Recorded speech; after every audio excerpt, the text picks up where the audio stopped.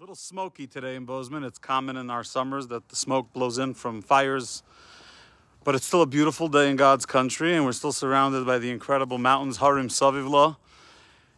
And today in our parsha, in Parshas Eikev, it talks about the 7 species in which Eretz Yisrael was blessed with: Chita, the wheat, and Sa'ira, the barley, and Geffen, the vineyards of grapes, and Te'ena, the figs, and Rimoin, the pomegranates, and the olives, and then of course the dvash, the honey that comes from date trees.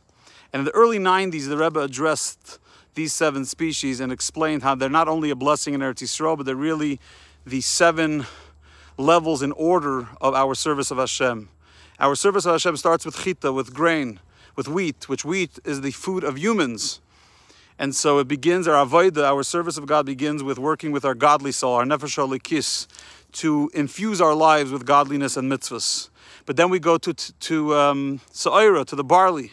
Barley is animal fodder, it's animal food. So now it means we finish with our nefesh halikis, and we move over not only to our nefesh halikis, but to our nefesh habahamis, our animalistic soul, to conquer our inner demons, the darkness that exists within us. And then we do both of those with the godly soul and the animalistic soul, with geffen, with vineyard, with grapes. What are grapes? Mesameach elikim va'anoshim. Grapes, wine bring around extra joy. And so we have to serve Hashem both with the godly soul and the animalistic soul, with simcha.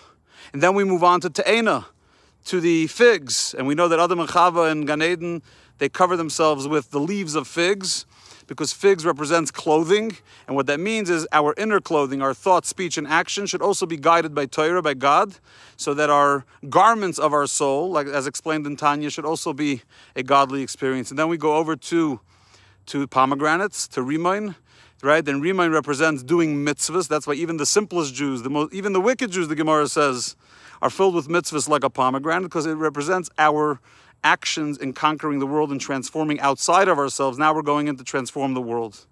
And those are the first 5. And then it says Eretz again, creating a separation between the first 5 and the last 2, because the last 2 represent a very unique avodah, and that's the avodah of the time before Mashiach comes, when the world in Golus is so dark. It's so dark. And so we have zayis, we have olives, which are very, very bitter. That's why Miriam's name was Miriam, because it was bitter in her days when the Golus, the exile in Egypt, really started to be harsh. And so it represents the bitterness that we experience in Golus, and nevertheless, eventually, beautiful, delicious olive oil comes about. So it's the fortitude and the perseverance needed when we're in the final stages of Golus. It's expected to be very hard and bitter, even if the results later are incredible. And the last is the date honey. And date trees take 70 years to grow. And then you finally get the honey. And that represents also the hardship of the Golus. We work so hard and we're looking for results. We're looking for the Gilui L'kus, for the godliness to reveal itself. And when do we get that? With the honey. What is honey? Dvash, tachas l'shoinech, beneath your tongue. And that represents the Gilui of Pnimius HaTorah, the revelation of the inner aspects of Torah. Chassidus, Pnimius HaTorah, the esoteric parts of Torah, which will come to full fruition when Torah Chadasha Mi'iti Teitze, with the coming of Mashiach Tzidkenu. Now we know the 7 stages. Let's get to work.